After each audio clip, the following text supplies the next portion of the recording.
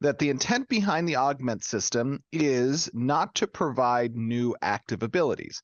You're going to select your secondary archetype, which will combine with your primary to create your class. Then you'll have a number of augments that you'll be able to apply on a per ability basis, and those augments will change the look and feel of those abilities. The mage augment is the same grouping, but the way it affects the active skill. Your secondary class will provide you with 4 potential augments. So, I've been watching a lot of content creators talking about ashes. One thing that gets brought up fairly frequently is the discussion of augments. A good bit of creators do not think that there will be 64 classes, that the augments won't be good enough to make the class feel different from the original archetype. And my heart sank when I just kept hearing this, creator after creator saying this, and it got me a little worried. I want to sort of present my case because I think this is important. Most of us agree that the nodes are going to be the flagship system that's truly definitive of what Ashes is going to be. I got into this game through Peon's video like most everybody else. And when I was watching,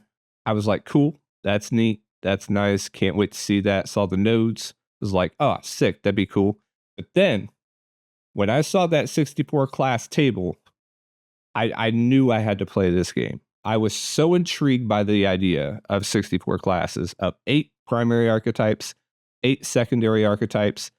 I loved it. I just knew that I had to play it. And I believe that if it's done right, it could be as fundamental and foundational as the node system. It could be that good. If you think about it, servers are going to have 10,000 players max. If there's an even split, which is not going to happen, if there's an even split, that means that there's only going to be 150 players with the same class. It's just crazy to me. That's not a lot. You're going to be, it could feel like a very unique experience, that you are a unique character at the very least. I feel like Steven and Intrepid don't want this to be inconsequential. I mean, imagine a dude who's asking his friend what secondary archetype to pick. I'm pretty sure Steven doesn't want the answer to be, just pick whatever, it doesn't matter. He didn't want that. Nobody wants that. And I believe that they want to make something special. So I feel like I wanted to sort of make my voice heard about what this system could be. I want to talk about it. I want us all to talk about it. I want Intrepid to hear about it. And that way we can share, and hopefully this will be a great system. Disclaimer, this game's not out yet. It's an alpha. We've seen 5 classes, and not even their full class kit. You know, we've seen them like up to like level 15, some of them level 20. I don't even know what levels, but we have not seen the full classes. And first, Steven has a vision for this game, and we don't know what that's going to end up being, okay? He might be totally on board with what I'm about to say, or he might have his own idea of what this could be, and it could be better than what I have to say. We have no idea what the vision is going to be. Second, in forming this idea, I'm going to be making up this idea with missing information. We don't know what the abilities a rogue will have. We don't know all those abilities. So don't see the trees, see the forest. Third, I'm not a game developer. I'm an accountant. So this may be impossible, what I propose, or it may be much more work than I expect. I understand that. I don't want you to understand that. This might not even be doable. This is just theory crafting. We all just want the best that we can get. So let's talk about what the best system for this would look like. All right, here's the problem. How do you make 64 classes feel unique? The main archetype determines what abilities you get access to, and the second will determine what type of augments you get access to. So here's my proposal. Set up 2 types of augments. One type is a soft augment. It's a small change to the abilities. The second type is a hard augment, a large, significant change to abilities. And here's my example. At level 1, you choose a fighter for your first archetype. You have fighter abilities.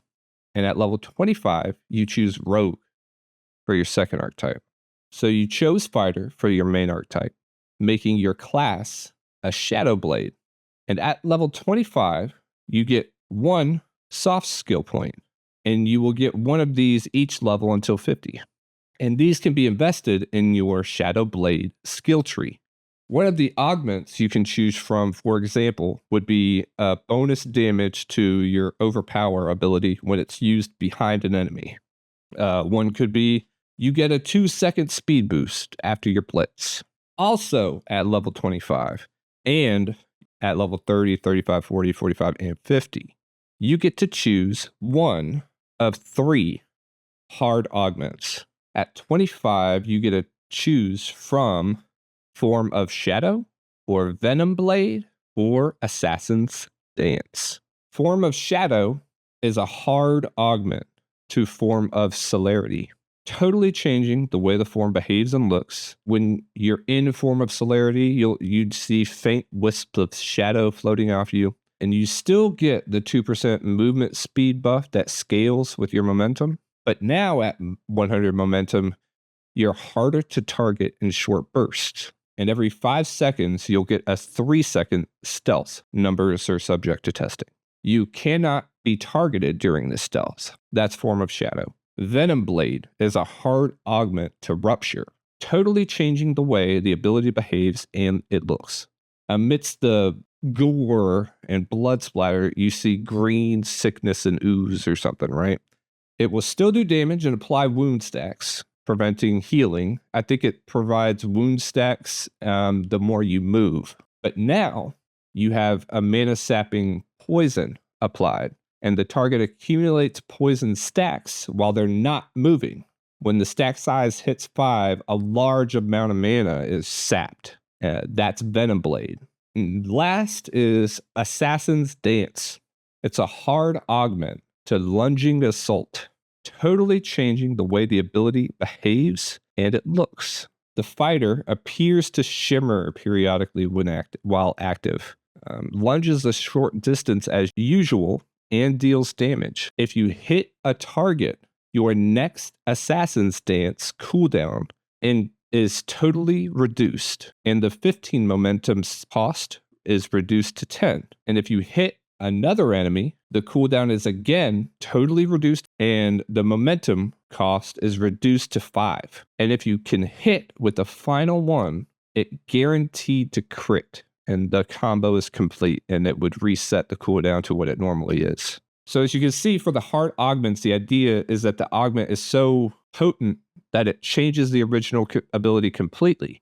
Any skill tree points that in procs and stuff that reference the original ability are applied to the new ability. There will be a total of 6 hard augments. So even though you choose, you will eventually have them all. That will not be like the soft augments, though. You will have a tree, and you will not end up with enough points to fill out the tree. So that's a proposed idea. Obviously, this is not an actual system. I'm not a game developer. They've not said anything about the augment system. This is just an idea. And there's some challenges here.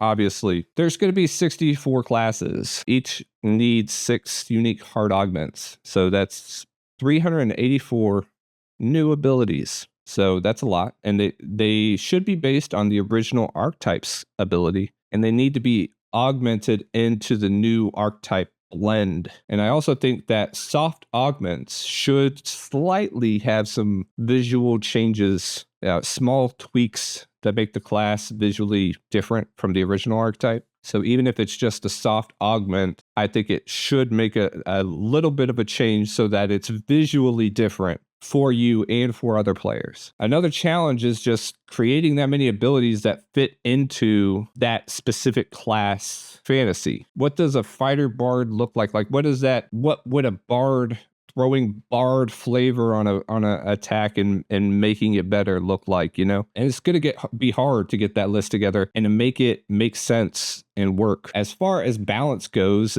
let's test it. That's all balance is, testing the builds and tweaking things. That's why all MMOs have balance patches. I am less stressed out about balance because we are in alpha and nothing's been balanced.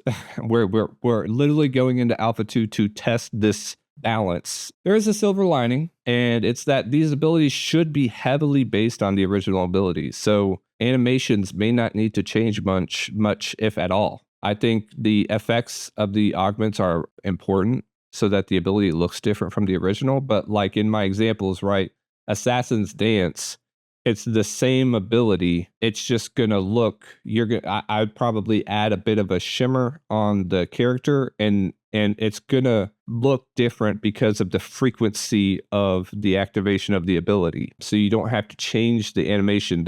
Actually, I wonder if Venom Blade won't change the animation too much. It's just going to add a bit of color. Form of Shadow isn't that the forms don't have animations. So I don't think that it would be as much work as you'd imagine if I were to tell you we need to make 384 abilities, because you're creating them off of existing ability. This is just an idea, guys. The goal of this video is to just give Intrepid an idea of what we might want. They're very good about asking for feedback, and that's what this is all about asking about what we want and like. And this is what I want. I wanted to put this out into the community and see if this resonates with the rest of you. You know, we all just want a great game. Will it be great even if they lead towards the softer augments and the softer? Yeah, it will. Do we want the best experience possible? Yeah. That's it. Let me know what you think. Tell me what you like and dislike. Let's give Intrepid something to think about. That's it. Thanks for watching. Thank you for watching my videos. Thank you, subscribe.